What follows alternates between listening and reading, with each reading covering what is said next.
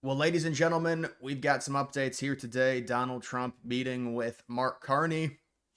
Another meeting commencing between the two inside the Oval Office, taking questions from the press, discussing the current situation in terms of the tariffs, the auto tariffs in specific, and potential negotiations in which Trump has been very stern on the United States not giving in during negotiations with the Canadians in terms of the potential removal of the tariffs, as they do hurt Canada more than they do the United States, based on the reliance the Canadians have on the US, with the United States simply being a much larger country with a larger consumer base. They sell to us a lot more than we sell to them. So when there are tariffs imposed, it's a big problem for them, as US companies are not buying as much Canadian products. And so we've also got this, of course, very funny Donald Trump trolling Carney again about the United States possibly acquiring Canada. We've discussed this. I've said it's a troll, but the Greenland acquisition is not a troll, and it's very realistic. And I think when it comes to Greenland, they've said, well, we have to hold off until after the midterms because it's unpopular. But when it comes to Canada, I don't think there's. This is what I'll say. I think Trump likes to troll.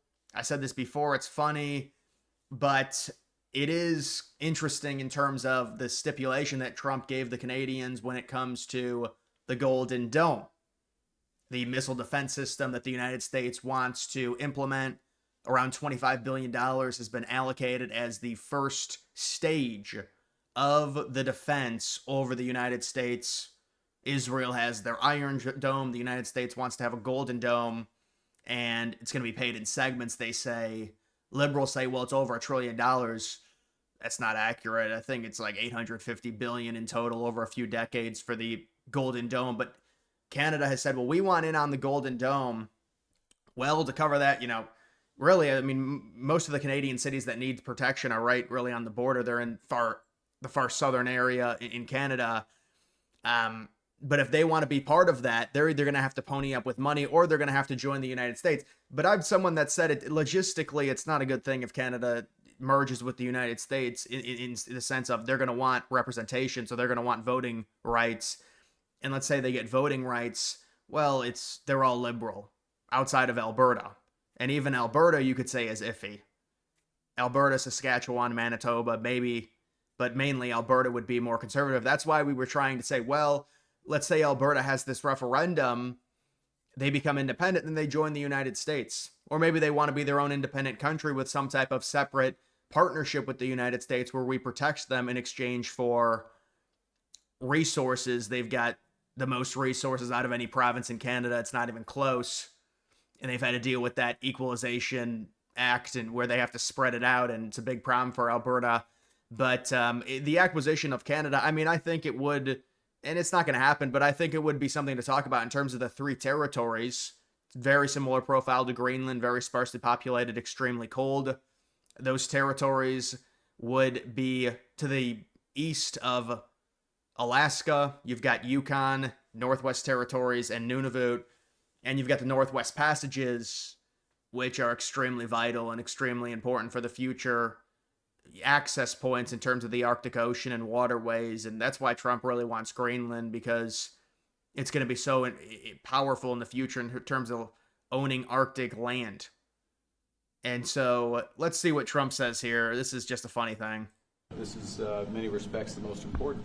The what merger you created of Canada no, and the what United you States. created. That wasn't where I was going. I would no, but on this solemn day of this is Wow, and so Carney's a little disheveled there. But no, it's funny how Carney goes down to the White House and he's all buddy-buddy and he's kissing Trump's ass. Meanwhile, the people that got him in office are these resistance libs that hate Trump. And some people say the only reason Carney won was because of Trump and what he said when it comes to that election. And so it's like they voted for Carney in spite of Trump, because even Canada is going more conservative. It's going to the right. Pretty much every Western country is, with the influx of immigration in Canada.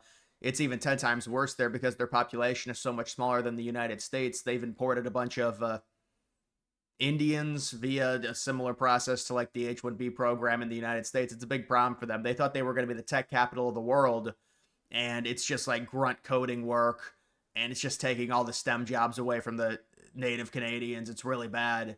And they say they want to up their population significantly. Well, their life quality and the cost of living, it's all going to be destroyed. They do stuff like that with the mass immigration. They want to double their population by 2070 or 2100. It's like a 50-year plan. It's a big issue. But now they're dealing with all these tariffs from the United States, and I think they thought Trump was going to remove them if they tariffed back, and they did the retaliatory tariffs. It didn't happen. Trump still has the tariffs on Canada. We'll see if this meeting, if anything comes of this, but I think they wanted to have another meeting because Carney has already met with Trump after he won. Like a few days after he won, he met. Breaking, Carney wasn't given a single word. It was the Trump show. That tends to be how it is when it comes to these Oval Office visits. Trump made it clear tariffs stay, competition's over, and the only exit plan he sees for Canada, the 51st state. Carney wanted to negotiate and got domesticated. Well, I mean, I think Trump said they're going to negotiate later in terms of that. We also do have, you've been seeing this all over the place. I don't know what information Kamala Harris was getting where she's like, oh, it was the closest election in the 21st century and Trump doesn't have a mandate. I mean, aren't we like 7 months past the argument of does Trump have a mandate or not? I think it was pretty obvious with the big, beautiful bill and the amount of money that was allocated for ICE that yes, he had a mandate. Not having a mandate would be Trump losing the popular vote and potentially winning like 271 to 267. In terms of the Electoral College, Trump won every important swing state. Now, what people will do with modern politics is they'll compare 2024 to the Reagan blowouts or the 1800s and all of these elections where the United States had vastly, vastly, vastly different demographics. The main reason why liberals are constantly able to win the popular vote, especially in the 21st century outside of 2024, which, by the way, they were still favorites to win it in 2024, even though Trump was the favorite going into election night to win the Electoral College, is because of the ridiculous mass migration. The United States has taken in 50 million more immigrants than the second closest country in the last half century. And so, of course, when you bring all these people in and when they get naturalized, when they become citizens and when they vote liberal 70% of the time, obviously liberals are going to pad their numbers. And it's like, well, America is liberal. Well, no, it's just the immigrants you bring in mainly from the third world. They tend to be more liberal. And so people are like, well, no, compare this to the Reagan in it's a different United States. And we only have one election every 4 years. So it's not like we're seeing this play out every single year and getting a data point. The way people are comparing these things, obviously, the 2024 election, you want to call it a modern blowout, a modern landslide. We're not going to, unless there's something crazy. You go back to 2008 with Obama, that would be considered a modern landslide. Yeah, I never said 2024 was a modern landslide, but it certainly was not the closest. I mean, you could argue Hillary had a closer election and had a better chance of winning than Kamala Harris. Hillary won the popular vote. Hillary won more electoral votes than Kamala.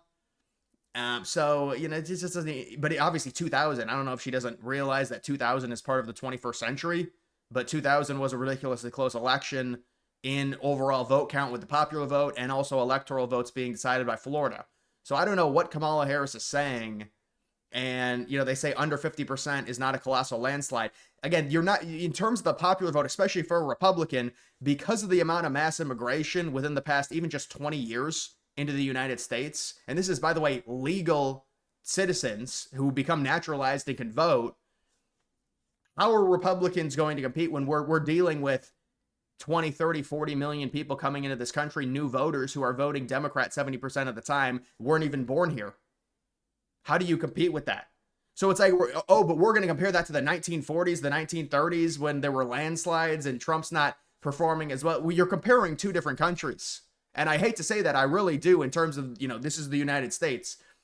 And, you know, it is still the United States, but it's a different makeup now. And I wish more people would understand that.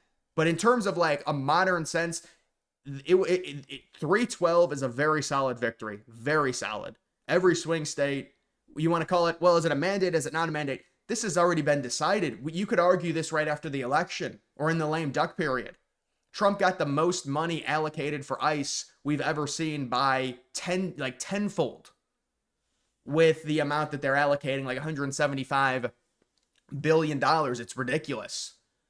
So I mean, it was certainly a very nice win. They say, well, the popular vote was under 50%. It tends to be pretty challenging for a Republican to, get 55 to 60% in the popular vote when you're importing 1 million, 2 million Democrats every few years, because that's what's happening. So people need to understand there's obviously other variables at play. It's not a liberal country. It's a liberal country through mass immigration from the third world. Yeah, it is a liberal country then. I guess it is a liberal country. Whatever it is. But obviously, I'm being sarcastic. Trump did win the popular vote in 2024, but even that was a bit of a surprise because people are saying maybe he'll win it by a point, maybe he'll win it by a half point. But again, it's a reflection on mass immigration. If we didn't have that much immigration, Trump, I'm sure, would probably have gotten 52, 53, 54%. He would have won by the same margin that, remember, Biden won by like 7 points in terms of the popular vote in 2020. And that's what the numbers juiced to the gills in terms of turnout. And that's another conversation for another day. But the ridiculous high turnout, which any of the top election experts would be like, okay, this turnout's ridiculous. How does there much turnout? And all the ballot harvesting and just, we won't get into that. But I mean, this is a very solid victory, and obviously it was a mandate. It resulted in the big, beautiful bill, and it's extreme power for Trump. And I mean, look, now you've got all the stuff with Trump where he's sending the National Guard to these cities. I just fundamentally, I don't understand what a lot of these people are protesting. They're protesting illegals being removed from the United States. That's what we voted for. Here it is. This is democracy. This is what we voted for. We voted for all illegals to be removed from the United States. Many of them do not want to leave the United States, so they have to be physically removed. They have to be physically removed. So that's what ICE does. That's why ICE got $175 billion. They're going to be physically removed. We can offer them $1,000 to self-deport. They've already come into the country. That's a crime in and of itself. We're offering them $1,000 to leave after committing a crime coming into the country. There was two choices. One guy said we're going to deport all the illegals. He won by a lot. 312 to 226. And so that's what's happening. So what are you protesting? You're protesting that our democracy? Because that's what the result is. And then they try and say, well, one person was unjustly removed. Yeah, when you let in that many illegals over 4 years with all the illegals in the country, if you don't want people to be unjustly removed from the United States, don't let them in the first place. That administration, the last administration, they purposely let illegal immigrants come into the country by, through executive order, repealing most of Trump's border policy. Day one, Biden got in, and then they said, well, Trump was too much of a dictator and said the United States, remember they say I'm not going to get into this too much, but it's just like so much of the foundation of these arguments for immigration are just wrong. Like the idea that we're a nation of immigrants. We're a nation of Western European, Caucasian Protestants. That's why the United States became great. You want to call them immigrants? Well, you could call the first wave of them settlers, but even if you call them immigrants, those are not the immigrants we're accepting now. This is a fundamental, it's completely different. It's not even comparable. It's apples to oranges, the immigrants that we're accepting now. It's like, this is what made America great, immigration. Well, no, not this. This is not this type of immigration. This did not make America where they are. Not at all. It's completely historically inaccurate. It's not even close. And you have to tell people because you got to just be real about it. So when it comes to this victory, this is a good victory. I don't know what Kamala Harris is saying. I think Kamala Harris probably just has a circle and she probably somebody told her to put it in her book or something. She's like, oh, it's a close election. But it doesn't even make any sense. The 2000 election was way closer. Even Hillary losing in 2016 would have been closer. She won more electoral votes and she won the popular vote. Kamala Harris lost the popular vote and lost every important swing state, and Trump got 312 instead of 306. So, yeah, I don't know what she's saying. It's probably just to get in the news or it's to promote her new book, something like that. I don't know. But either way, guys, that is going to do it for this video. Make sure you like the video down below. Also, follow me on X. Links to that's always in the description.